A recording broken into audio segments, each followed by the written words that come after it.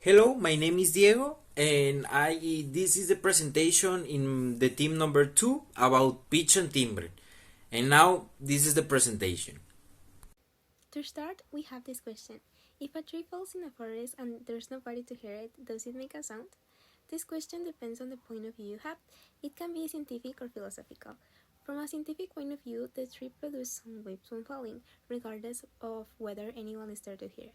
From a philosophical point of view, some argue that sounds requires an observer to be experienced, so the answer depends on which perspective you prefer. Hi, my name is Dan Escalante and I'm going to present the vocabulary. First, the first word is eardrum. Eardrum is a membrane that we have in the ear and is very sensitive to air vibration. The next word is fluctuations. Fluctuations is a repeat increases and decreases in something. And finally, we had flux. Flux is a stage of constant change. This was all for the vocabulary. Thank you for your attention. Hi, my name is Melissa Montes Flores and I'm going to talk about the examples. So we have the first eardrum. So the example is the speaker is really loud. It also tear me up my eardrum. Then we have fluctuation. The example is the company has been having some economical fluctuations. And finally we have flux. She felt her life was in a permanent state of flux. That's it for my part. Thank you.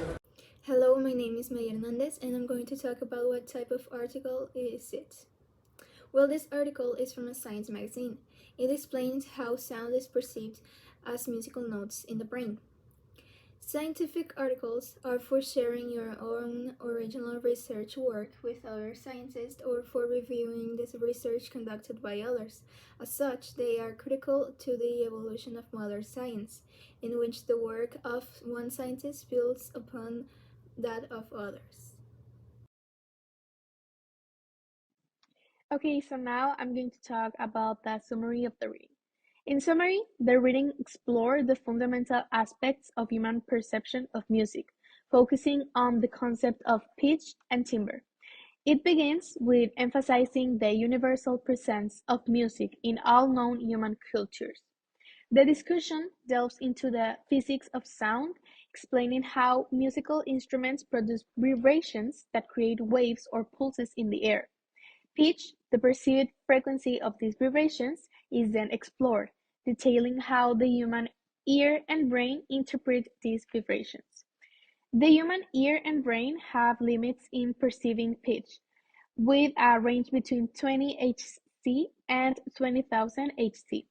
The reading highlights the concept of octaves, where notes with frequencies in simple radios and perceived at the same musical note. The brain processes the arithmetic of pitch to create a cohesive musical experience. The discussion also introduced the idea that musical notes are not pure tones, but consist of a fundamental frequency and overtones, contributing to the instrument's unique sound or timbre. The role of harmonies and overtones in shaping a musical instrument tone is explored, and the reading uses the example of a guitar to demonstrate the manipulation of harmonies through physical actions. Timbre, the principal feature of sound that allows us to recognize voices and distinguish between sounds, is discussed in detail. The reading explains also how the instrument's shape, material, and the way it amplifies or deepens harmonies contribute to its timbre.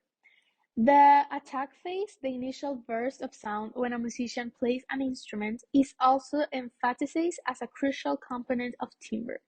The final dimension of timbre is introduced as flux, referring to fluctuations in pitch and volume through the duration of the note.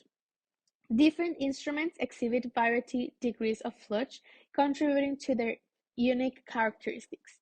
Other elements of sound are such as volume, duration, speed, register, and the number of notes played concurrently, are mentioned as additional contributors to a musical instrument character.